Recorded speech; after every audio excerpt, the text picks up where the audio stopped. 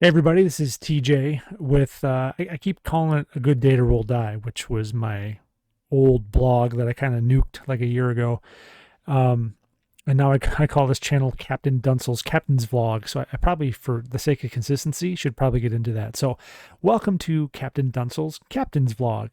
Coming back here to continue my first mission for Star Trek Adventures, Captain's Log. Up to this point, we have our character, we have a ship, we have a mission. Last time we did a bit of a prologue where we got introduced to some of the main characters. We have our hero character, my character, Wallace Wall Lagaki. We met the captain, who is actually a commander by rank, Commander Edward Ellis. He's a young guy. He kind of gave this not terribly appreciated rah-rah speech to the bridge officers.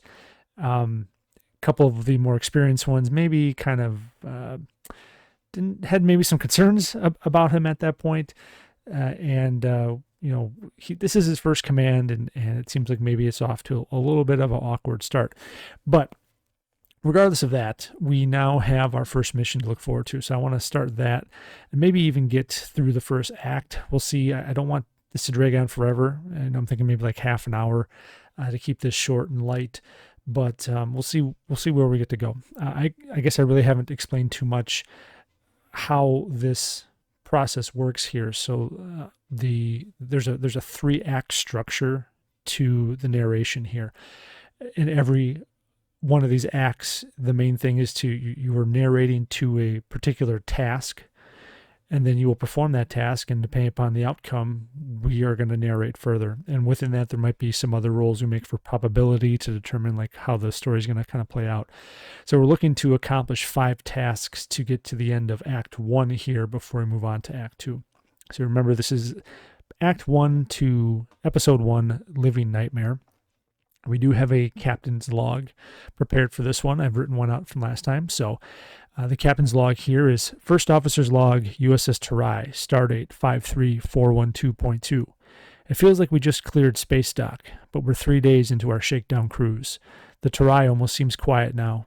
For months we were stretched to the bulkheads with hundreds of engineers and technicians, and now we sail with hardly 100 souls aboard. To date, all is well, and all members of the crew seem to be settling into a routine, and we're quickly learning to adapt and work alongside one another.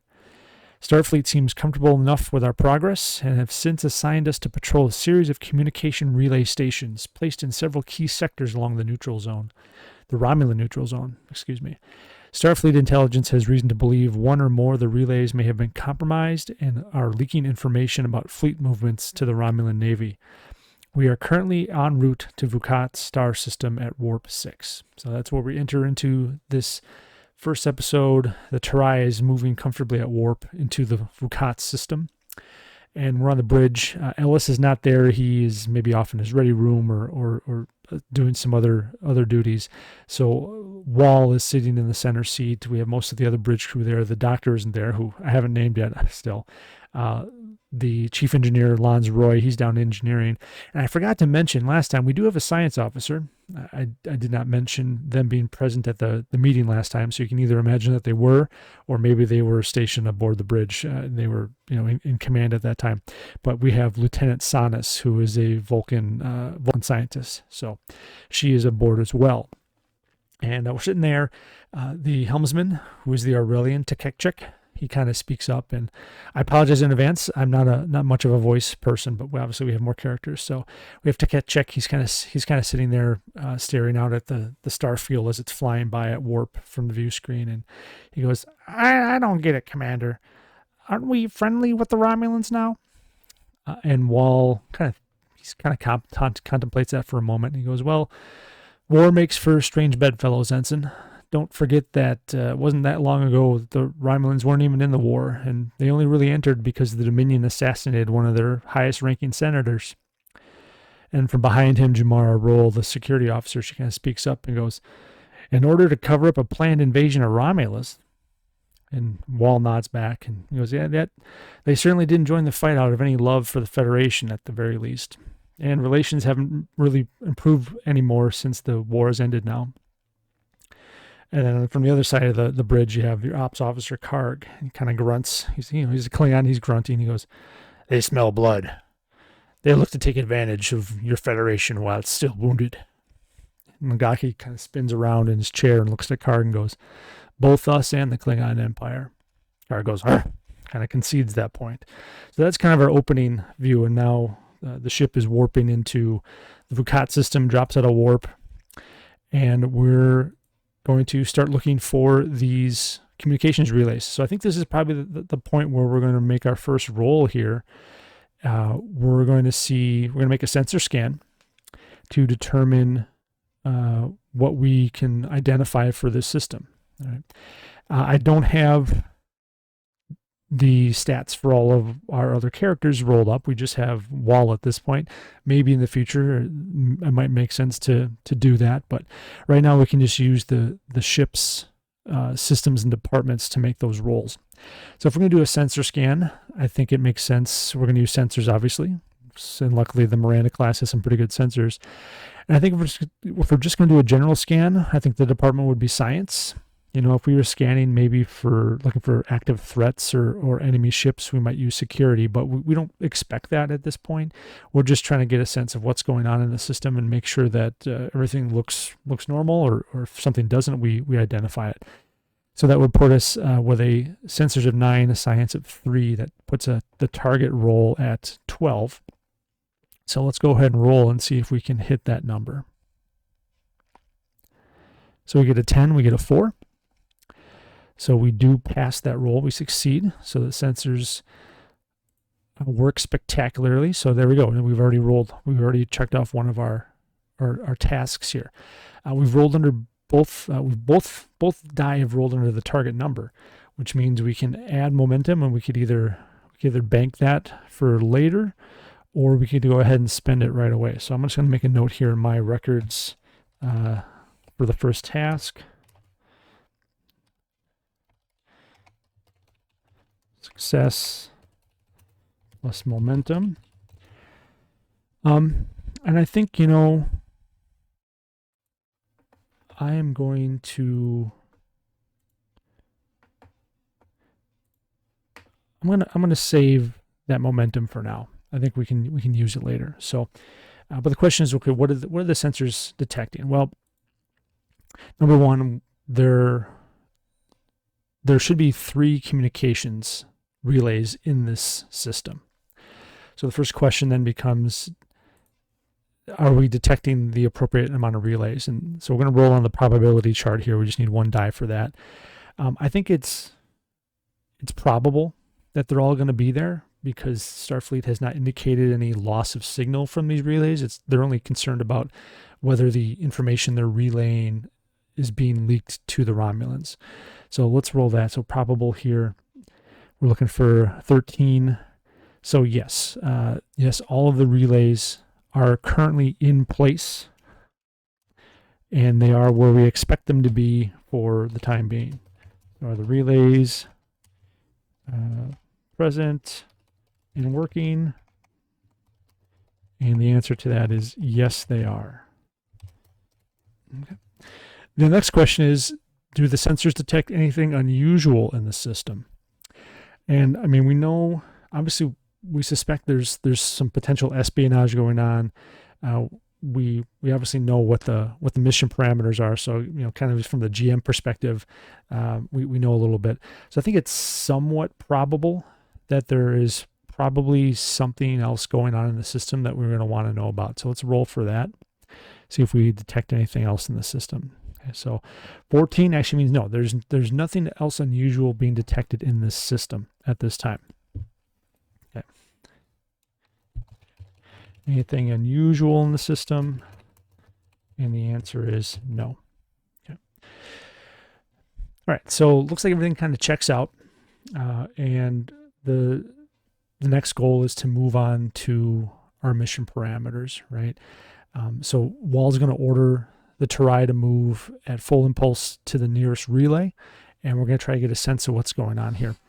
As the ship moves en route, Wall signals to Lons down in engineering, and he asks him, hey, what, you've had a chance now to look over the mission data that was being provided by Starfleet. What are we looking for with these relays? What should we be concerned about? And Lan's replies is, well, there hasn't really been a lot of change to these relay designs in like a century. Okay? So that can make them susceptible to being tapped or being bugged by enemy forces. Usually the way that Starfleet deals with that is you have routine patrols making checks on these to make sure that they haven't been tampered with.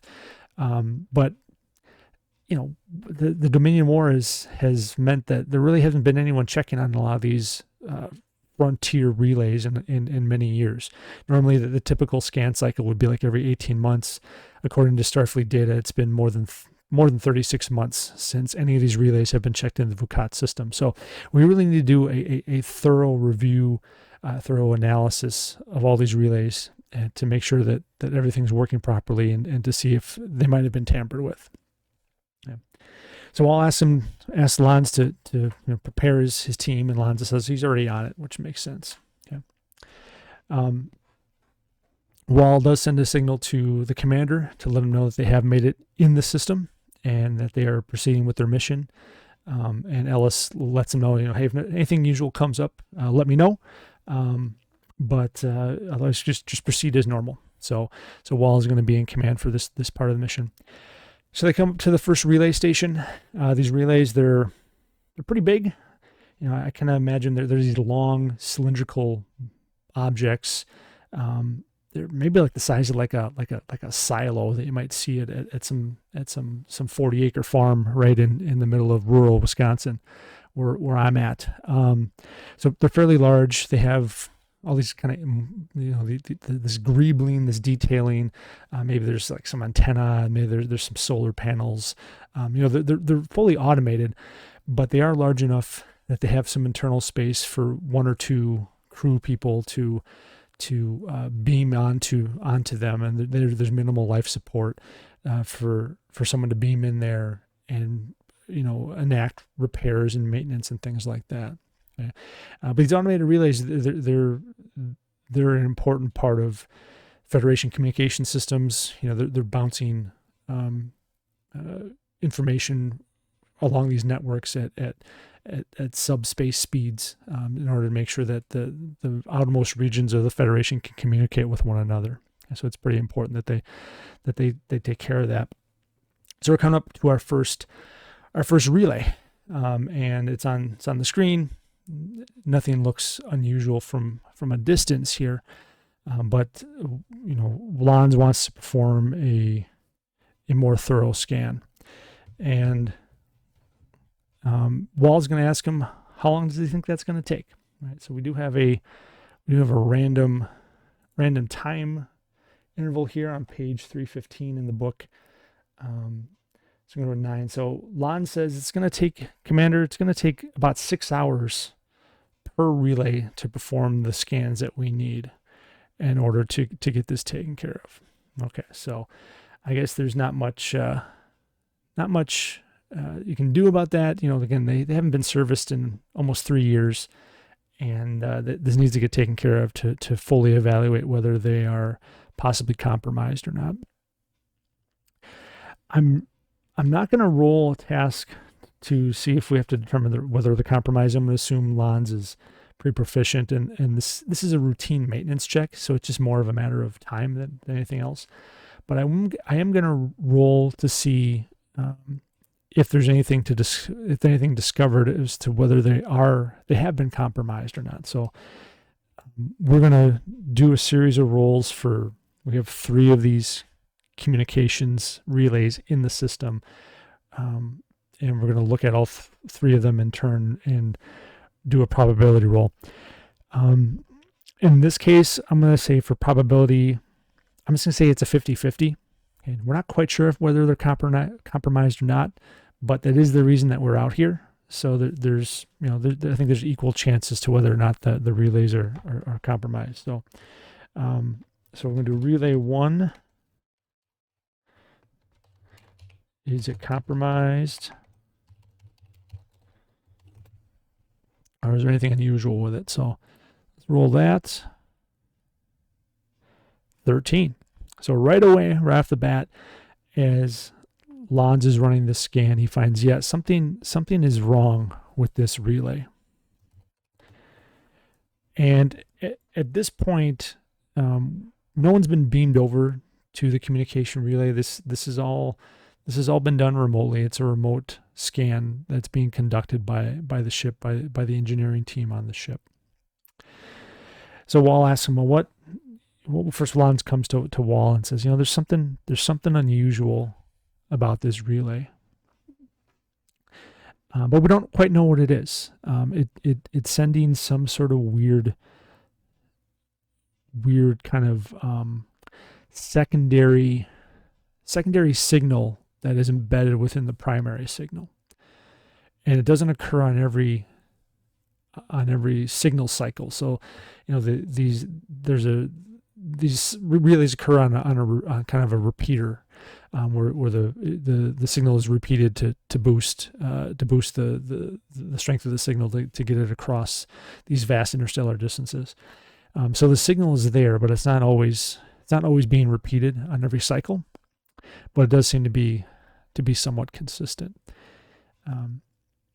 So at that point, Wall signals Commander Ellis, and they meet in Ellis's ready room, and there's Lons and Wall and Ellis, and they have to discuss this, and they have to figure out what are they going to do.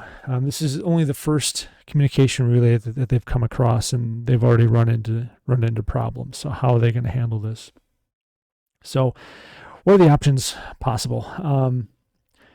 The first and probably most obvious one would be to have a technician or a team beam over to the relay and do a more thorough diagnostic.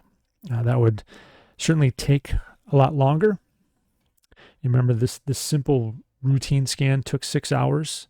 This might take an entire day or longer for a technical crew to pull it off. And again, we're looking at just the first relay, and there's probably about a dozen scattered across this area of space. So that's what Lons is going to recommend to the commander, to send a team over. The question then becomes, what are the odds that this is being caused by some sort of modifications done by the Romulans? And again, the question is, what's the probability of that? And again, I'm going to say it's 50-50. Because again, we're really not quite sure. Right? Lons isn't quite sure what the problem is at this point. Is it just some sort of equipment malfunction due to lack of maintenance, or is it something more nefarious? So let's take a look at that. 11. Okay. So we know that this is probably being caused by Romulan interference. Our crew doesn't necessarily know that yet, but at least for the narrative purposes, we know that this is likely some sort of Romulan interference in this relay. So Ellis is going to order a pair of engineers over to the relay, and this is going to take some time to conduct. So Wall's going to recommend that while this initial team is at this first relay, that the ship move on to the second relay in the system to evaluate that one as well, and possibly the third one. Because if all goes well for those two, the evaluation process should only take half a day, and they can still come back to the original relay and follow up with that team as needed. Okay, so Ellis is like, all right, let's do that. Lons, why don't you have a couple of your technicians beam over to this first relay? They can work the problem and try to figure it out.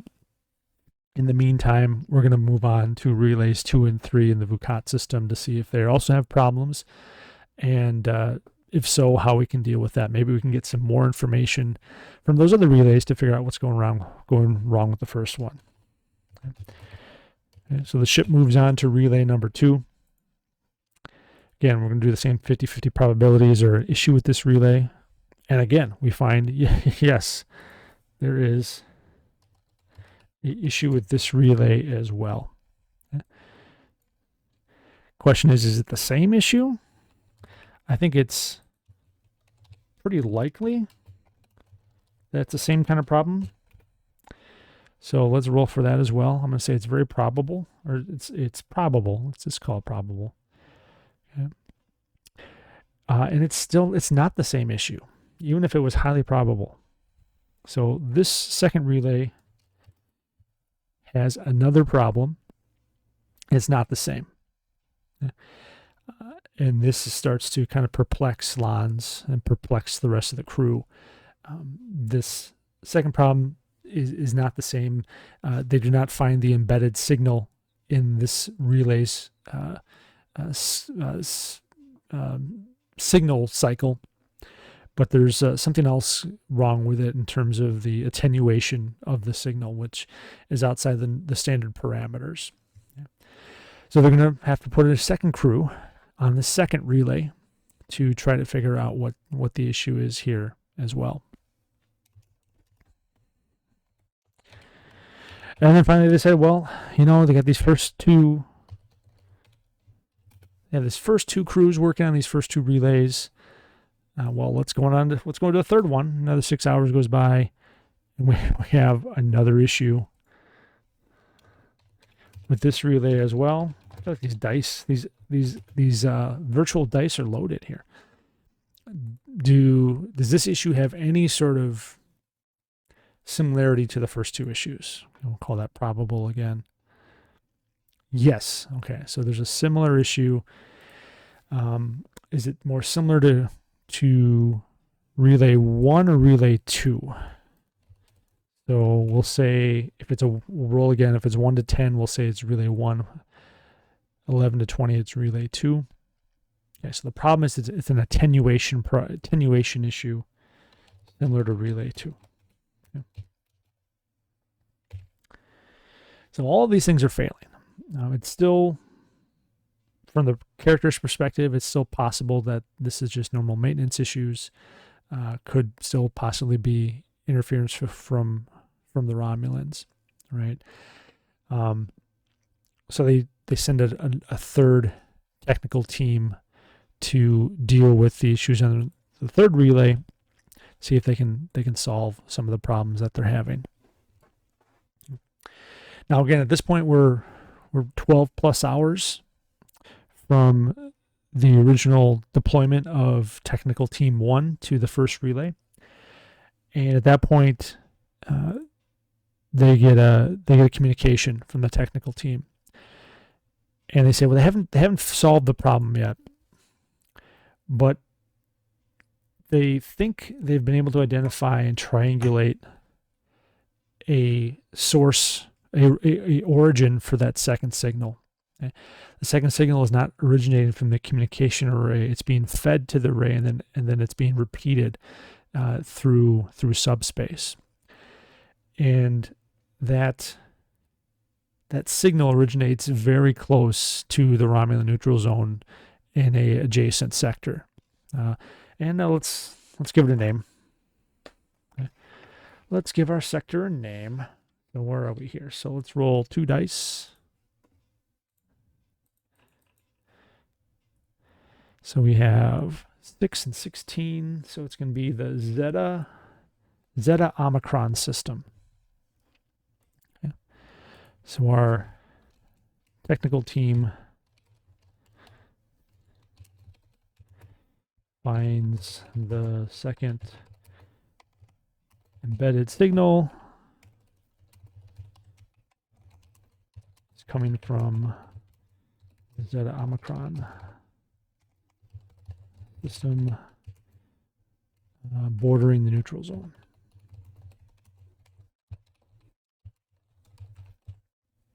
Okay.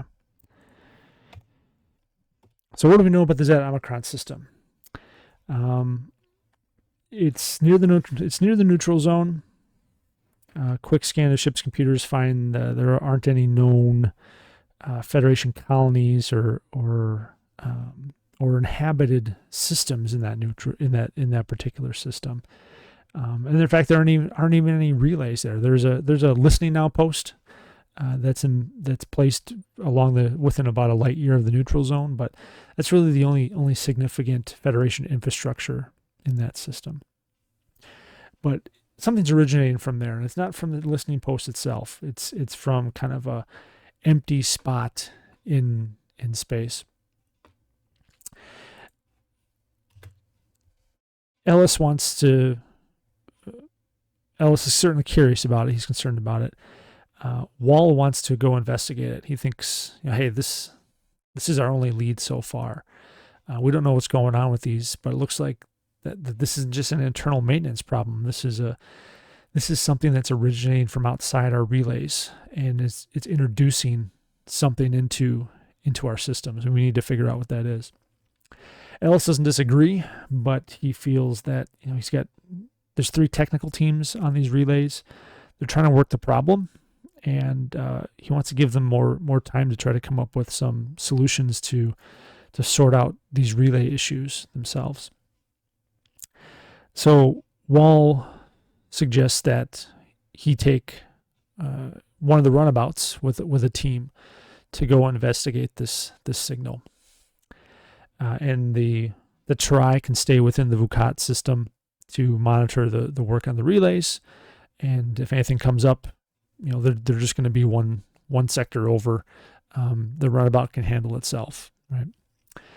So Ellis agrees to this, and he asks Wall to assemble a team. So, not knowing what we're going to run into, he asks for Roy to come along for Lons, and for Jumara to come along, security officer, and another one of Lons's technicians, someone that he can rely upon. And I think that'll be our team. I think this is going to be more of a technical issue. I don't think we need a science officer or anything like that. So they'll get on one of the runabouts, and the runabout here is going to be the Bois Brule. We're going to name Bois Brule being a river here in Wisconsin. It's dispatched to the Zeta Omicron system.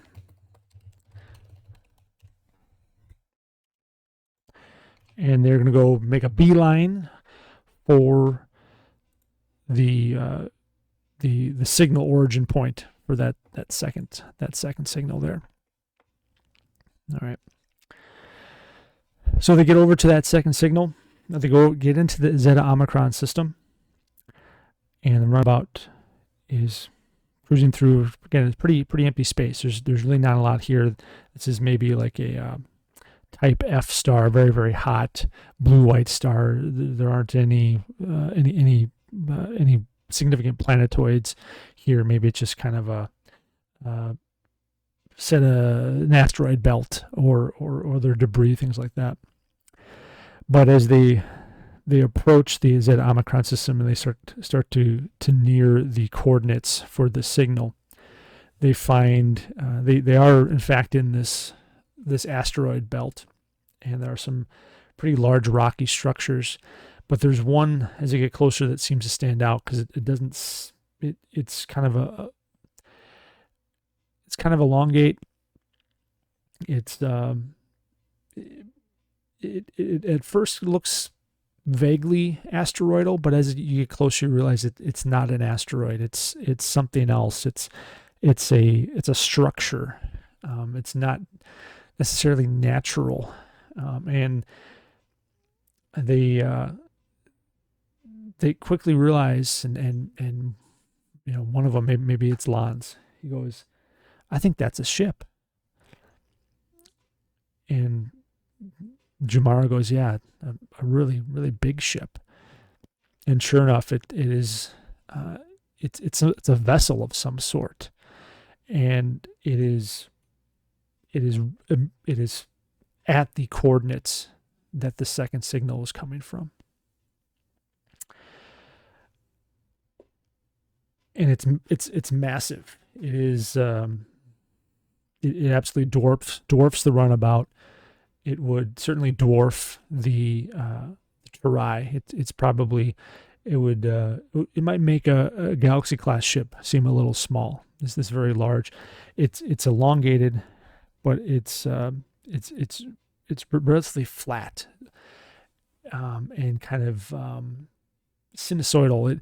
It almost reminds, I think the technician goes, it kind of reminds him almost like a flatworm, or some sort of like a sea pen or something like that. Some sort of very strange uh, invertebrate animal that's just kind of this derelict in space. There's no lights on it. There's no obvious propulsion, but they begin to scan this object with the runabout sensors, and they start to pick up information about it. It is in fact a ship. It has some internal space that would suggest that there are decks and corridors and living potential, obviously living quarters for crew. But they also detect something else.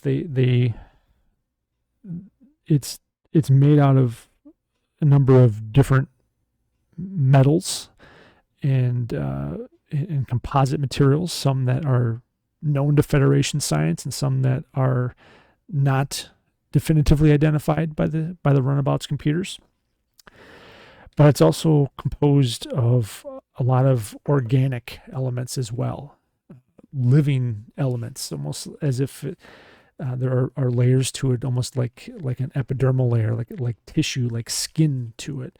And it seems to be more than just a ship, but possibly also partly biological. And Wall kind of immediately begins to regret the fact that he didn't bring a biologist with them. So then the question becomes, what do they do? This seems to be the source of the signal. They confirm that. And it seems to be something that they have to investigate further. Wall considers, I guess Wall should probably communicate back to Ellis. So he'll send a communication to the Terai and inform them of what they've discovered here. And he lets Ellis know that this second signal that was embedded in the relay system is coming from what apparently is this derelict alien starship. And Ellis goes, "Well, what do you want to do, Commander? What's your next plan of attack here?" And Wall says, I think you have to board it. We have to get on board, and we have to figure out what the signal is doing in our relay system, and what is it? Is it an attempt to communicate? Is it a distress signal? Is it something with hostile intentions? I think we need to figure out what is happening here, right? And I haven't forgotten that supposedly the Romulans are involved. Okay, we'll circle back around to that, but I think we need to figure that out. So Ellis goes, this is your away mission, Commander. You do what you think is right. I do want to hear regular reports from you on the hour, and let us know what's happening. And Ellis gives Wall that latitude. So Wall says, okay, we'll put the roundabout on autopilot, and we're all gonna beam over there. Obviously, Jamar is concerned about potential security issues. One of these things I think we have to consider is this ship, does it have a breathable atmosphere? So I think that's one question. It's a derelict. So are they going to be able to breathe? Well, I guess first of all we should determine. We know there are some organic components to this ship, right? So what kind of origins does this thing have here? So we have a random table to roll for that on 286.11. So this is a ammonia based organic structure. Okay. So the derelict ship has an ammonia-based chemistry. So I'm going to say that's highly unlikely that that's going to mean there's a breathable atmosphere inside of it. So let's just out of the odd chance, think crazier things have happened so far. 10. Okay, yeah. So there's no breathable atmosphere in this particular ship. So the away team is going to have to don some environmental suits to get over there. Okay.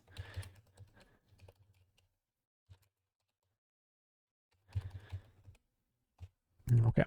So they don their environmental suits. They beam over to this derelict ship. They beam in there. It's just pitch black. So they immediately have to turn on. They have their little hand lights that we've seen in the series, and they probably also maybe have some shoulder lights with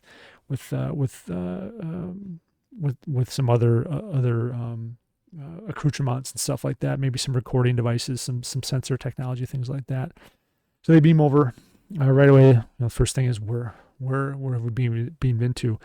Lons did kind of his best guess as an engineer to try to beam them into what he thought might be the bridge.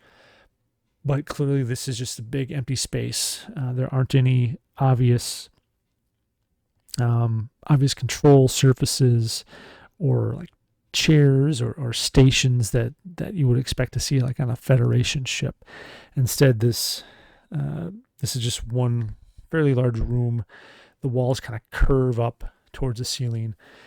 There aren't really any like hard edges like you would expect to see in a lot of built, constructed, fabricated starships. It's a very curvilinear, very kind of lifelike, natural, flowing almost. It almost reminds Wall kind of the walls of like a limestone cave where there are structures embedded off of it, but it's almost kind of like a flow stone, like it was created organically, and that kind of ties back into this living system.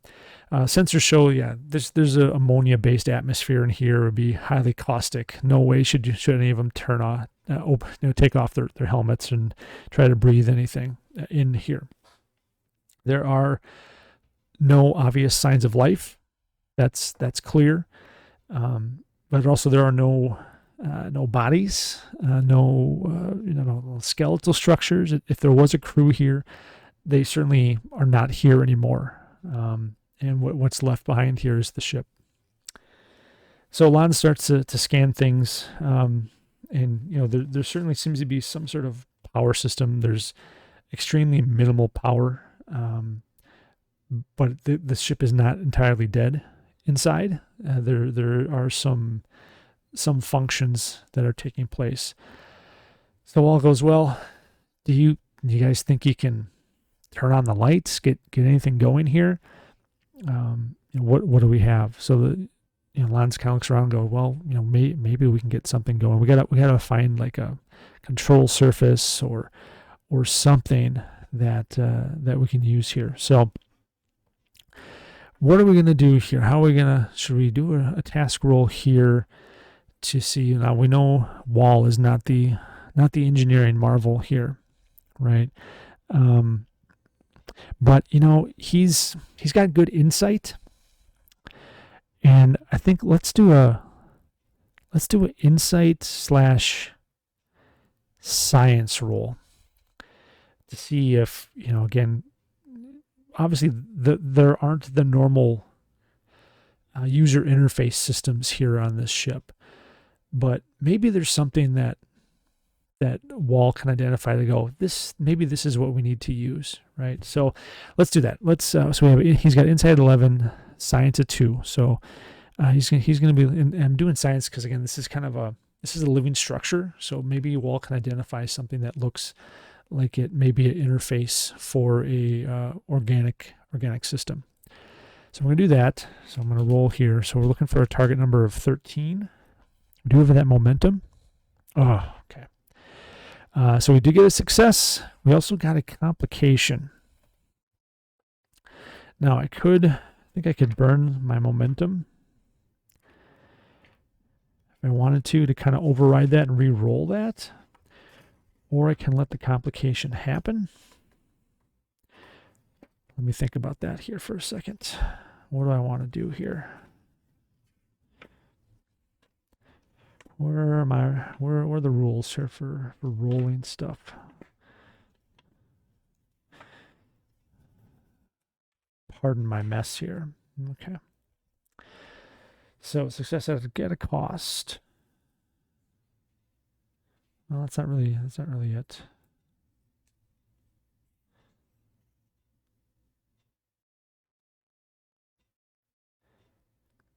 Anytime you gain a threat. So I think, you know what, I'm just going to, okay, sure, let's take the threat. I'm going to bank the momentum. So we do succeed, but we gain a threat. Okay, so I have two options. I can create a complication, so I can spend the threat immediately when it's accrued, then we get a complication, or I can increase the difficulty of my next roll, which would require 2 successes. I'm going to do that since we do have the momentum. Maybe we can make that work. So wall attempts to find an interface. Okay, so you got an insight plus science. It's a 13. What do we roll? We rolled a 7 and a 20. So we did succeed. But we got a threat, and we'll just roll increase difficulty on the next roll. All right, so that's what we're going to do on that.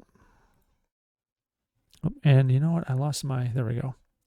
Okay, my dice are back perfectly. So I'm going to roll back down here. So let's call that the second task.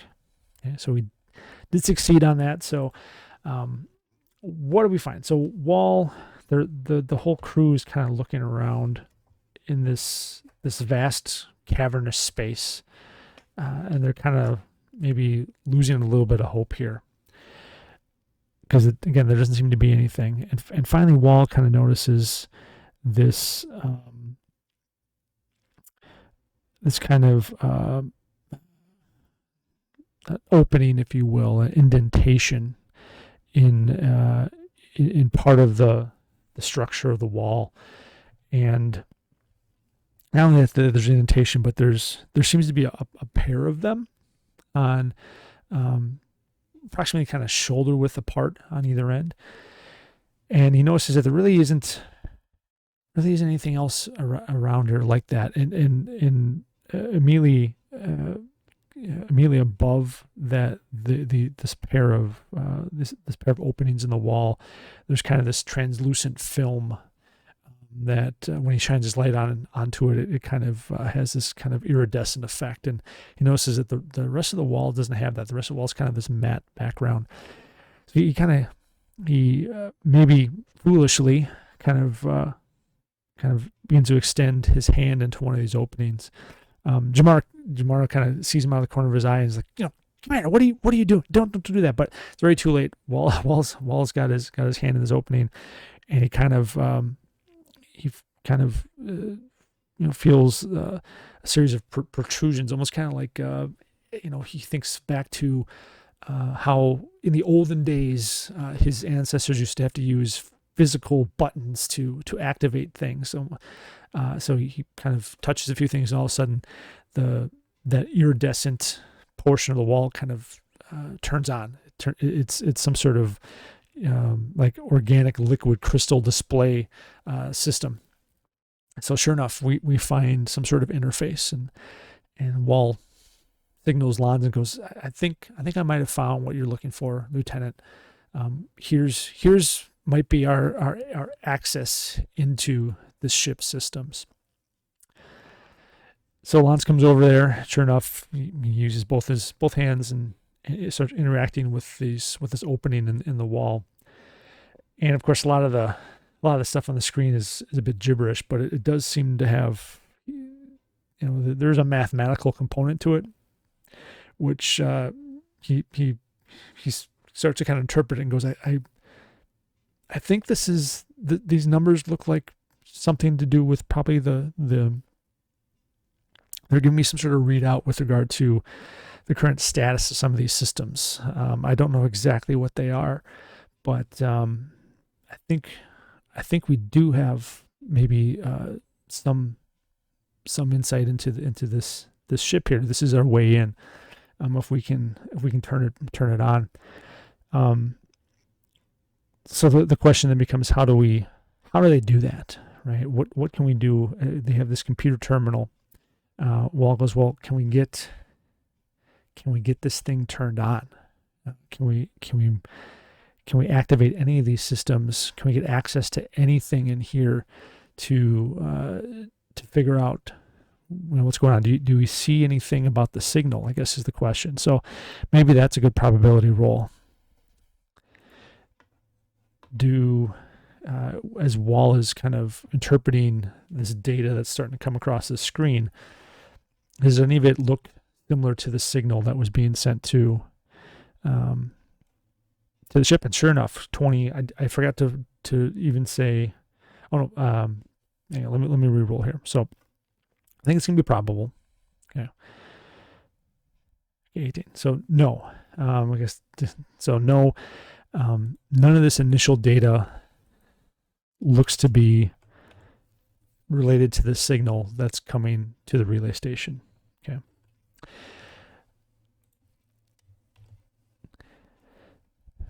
But it looks like to be just kind of general systems information for this ship. And it's kind of again, nothing surprising. It seems to be the ship seems to be kind of in a limp mode, a low power mode, a emergency mode, that they're trying to work with here. Yeah. So I think the question is, we'll go right into the next task. Honestly, Wall wants to see if can Lons and maybe with the help of his technician can they turn this thing on, right? Can they get it going?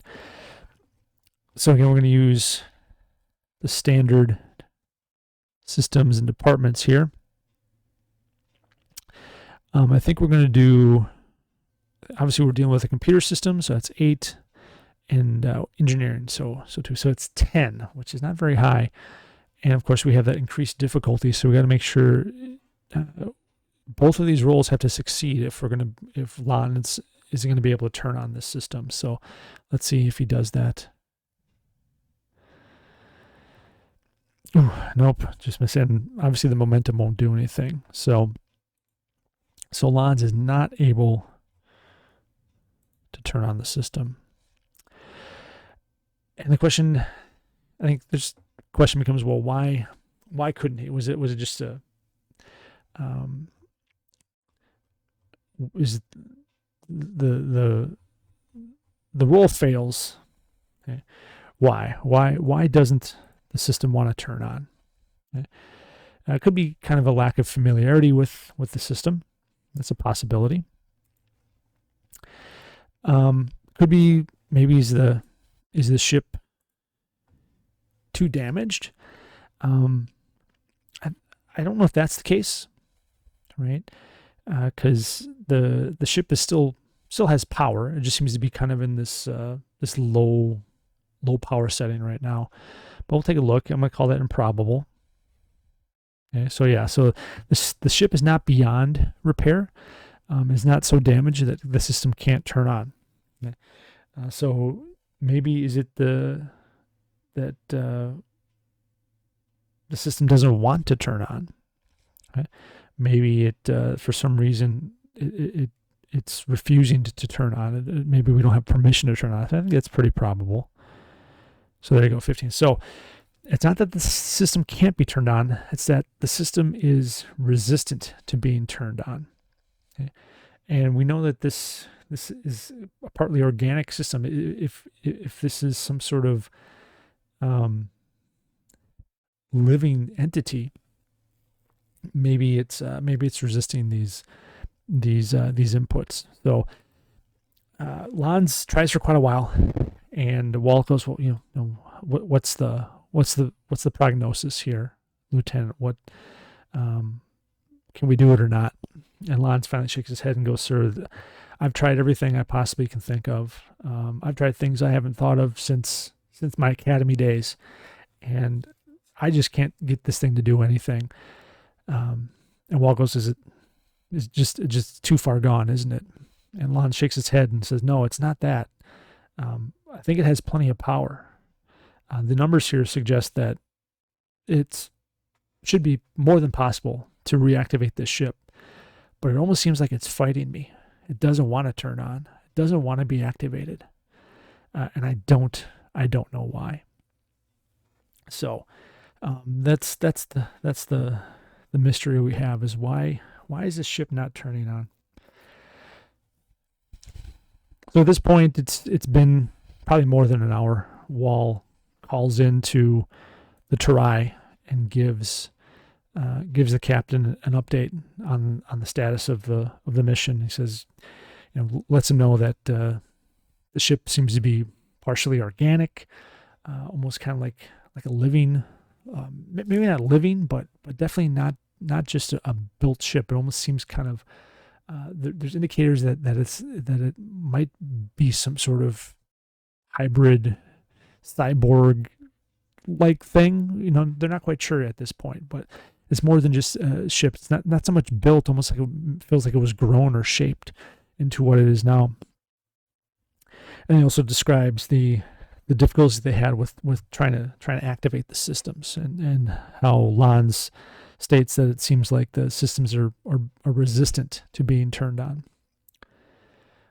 Wall then gets an update from Ellis saying, the technicians, they've been able to deal with the attenuation issue on relays 2 and 3. That seems to have been a maintenance problem, but they have not been able to eliminate the embedded signal. They've tried to block the signal coming from relay 1, and they can't seem to be able to. It seems like for whatever reason, this signal is going to have to be turned off from the source, from this ship. So Alice tells the commander, "Whatever you have to do, Commander, you have to figure out where that signal's originating from and how to turn it off.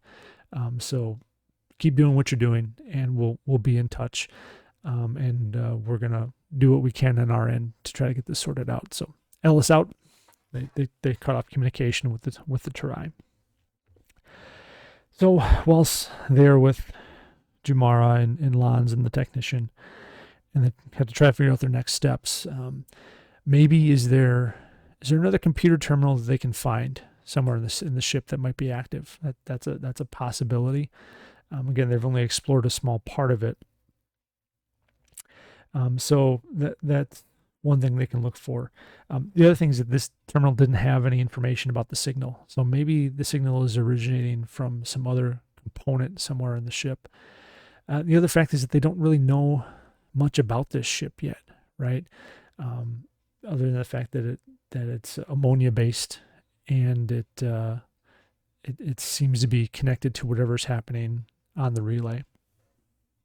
So they're going to explore the ship a little bit more to try to find some more information. And as they go about doing that, again, they start to explore some more areas, and it seems more and more clear that this is not, that maybe the ship itself is the crew, that this thing is somewhat living. There's kind of just strange noises and motions and stuff that there's a kind of a almost a rhythmic kind of pulsating motion that occurs on occasion, almost kind of like Wall equates it to kind of like someone sighing or letting out a breath of air, and nothing that is concerning or potentially dangerous for the crew, but something that doesn't normally happen on a Federation starship. So I think the question becomes: are they able to find any other terminals? I think that's somewhat probable that if they look around far long enough, now that they know what to look for, there must be some other interfaces they can find. Okay. But the answer is no. So they explore the rest of the ship.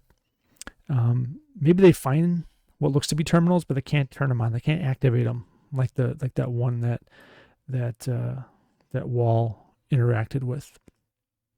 So all they're stuck with is this singular terminal that doesn't seem to want to interact with them at all.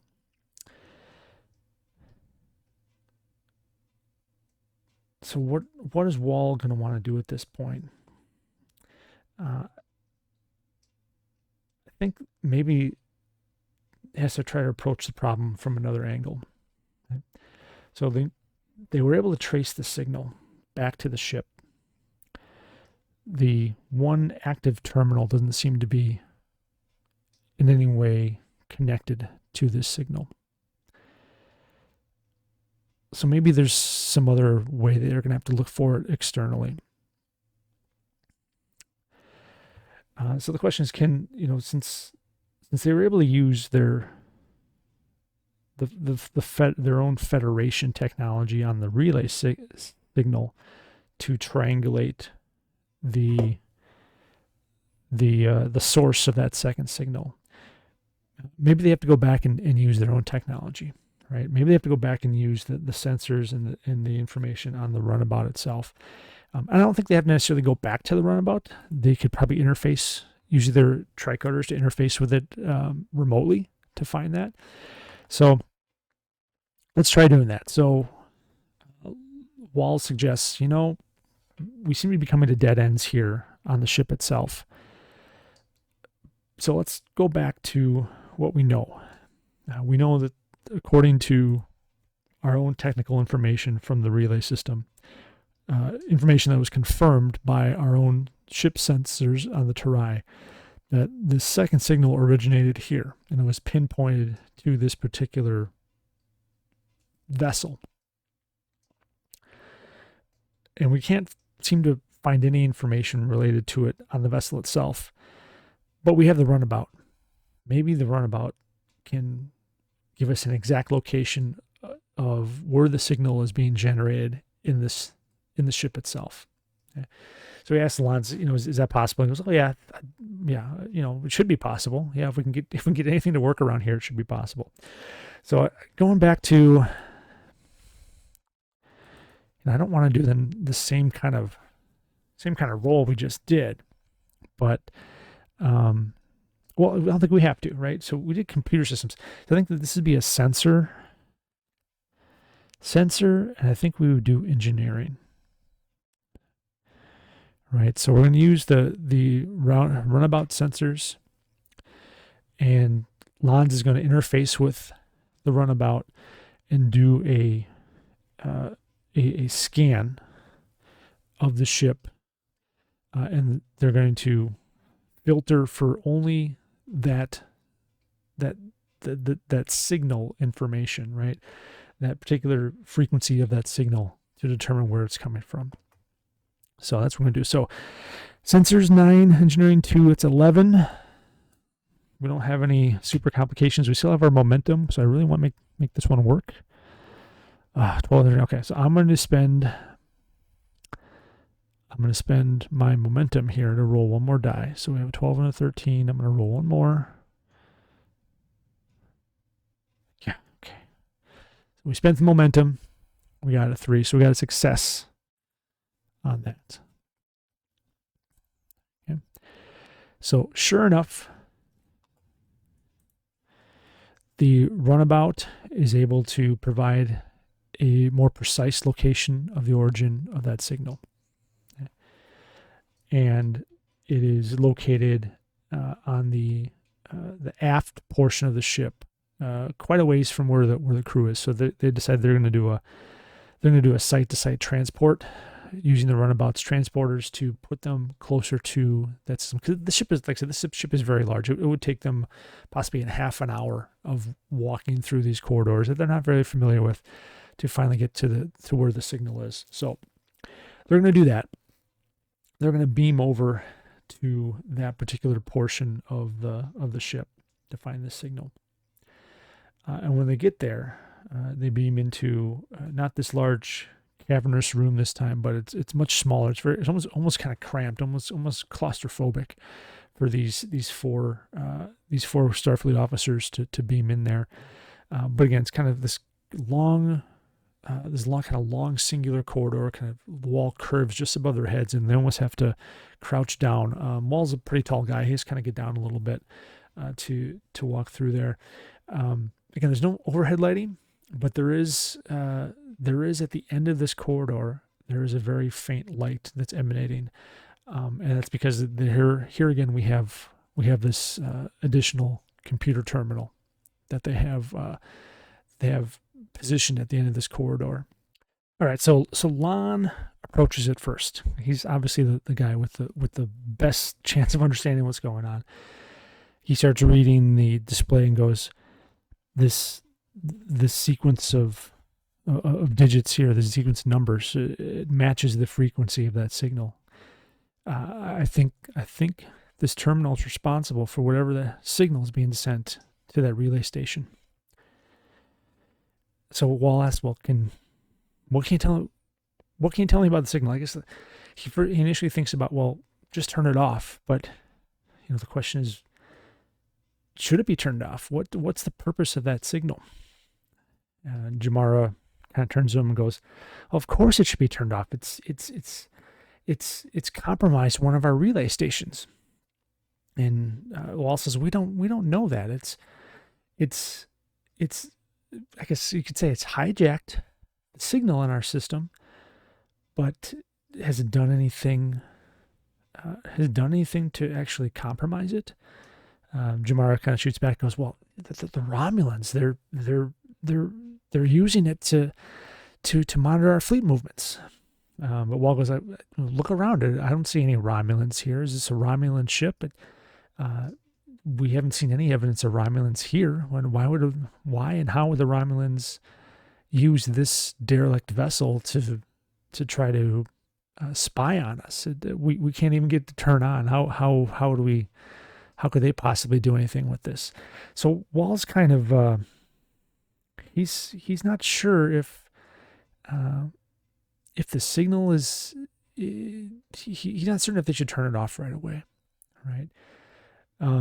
He's wondering if maybe they need to look at this further. So Lon says, "Oh, well, we can. This terminal seems like it's not connected to the other terminal that we worked on before, because the data here is totally different. It looks like maybe the other terminal is more of a part of the mainframe for the ship. This seems to be more of a communications station or something like that. I think the interface would be different. I might be able to make it work. If you want to let me try turning this off. But really, what do you want to do about this, Commander?" And Wall has to think about it for a little bit. He says, I don't think we're going to turn this off. Not yet. I need to find out. We need to know why the signal is happening. Can we get any more information to that nature? Is there anything that we can figure out to understand why this signal is being generated by this particular ship at this particular spot, and why it was directed to one of our three relays when the other two didn't show it? It was a completely different issue, right? So Wall says, "I think we need to take this back, and we're not in any immediate danger here." Jamara is very insistent. She's like, "No, we can't. We just can't. We have to. We should shut this down, Commander. I think you're wrong here." And I think we're gonna have. Do I roll for that? No, because Wall's in charge here. He's like, I'm gonna take full responsibility for this if this goes sideways, Commander Wall. But I think we have to do this. So instead of trying to shut down the system, what I'd rather have us do is, can we get any data? We don't know anything about this ship yet. Can we get some information about this ship and analyze that instead? Let's go for that. Let's see what we can work out of here. So I think what we'll do to finish out this particular act is I want to do one more roll to try to see if we can extract any data from the memory banks of this ship. So last time we tried to get in to the system here through computer and engineering. I think this time I want to do computer and security because I feel like we already know the system for some reason is resistant to being turned on. And so therefore maybe it would also be resistant to for anyone trying to spy on it, to take information from it, right? So we'll do a computer security roll. That's going to be an 8 and a 2 for a total of 10. To see if we can get, Lons will interface with it with one of the tricorders to see if we can break in. Maybe we can download some data, which we can review afterwards. So let's do that. We're going to roll, make it a good roll. So far, these dice have not really been doing what I want to do today. Okay, but we have it. We got an 8. We are successful. So Lons is able to successfully download. We're really not quite sure what the information is because, again, this is an alien computer system. Lons says, you know what, Commander, it's a bit of a miracle I was able to get anything out of this. I feel like we're dealing with space magic here. I really don't know all the ins and outs of this system, but for some reason I felt like I could get it to work, and I sure did. So we have this data, but we're going to need to use the Runabout's computer systems at the very least to analyze it. It's going to take a little while. I can't do it off of my tricorder. So Walt says that's understandable. So they're getting ready to beam back over to the Runabout. And I'll check on my box here, right? And as they are doing that, they get a communication from the Terai. And you hear Commander Ellis to Lagaki. Please come in. Please come in, Lagaki. And Walt taps his communicator and says, "Yeah, this is Lagaki, sir. I can hear you. What's the status?" He says, "We need you back here immediately, Commander. You and your away team. We need to get back to the ship." He goes, "Well, it's understandable, sir. We were already planning on getting back to the Runabout." I said, "No, not to the Runabout. I need you back to the Terai right now. We have a priority 1 distress signal from a nearby Federation colony. They're under attack, and we're the only ones close enough to respond." And that is how we will close out Act 1 of this mission. So, dun dun dun, we have the Terai preparing to respond to a distress signal against a unknown attacker, and we have a derelict spaceship that's sending an unknown signal for unknown reasons to a Federation satellite, and somehow the Romulans seem to be involved somewhere. So, question is, how is it all going to be tied together? Have I written myself? Have I talked myself into a corner with this story? We will find out in the next act of Living Nightmare, which will be coming hopefully sooner than later. And until that time, I hope you enjoyed this, and we'll see you again very soon. Good night.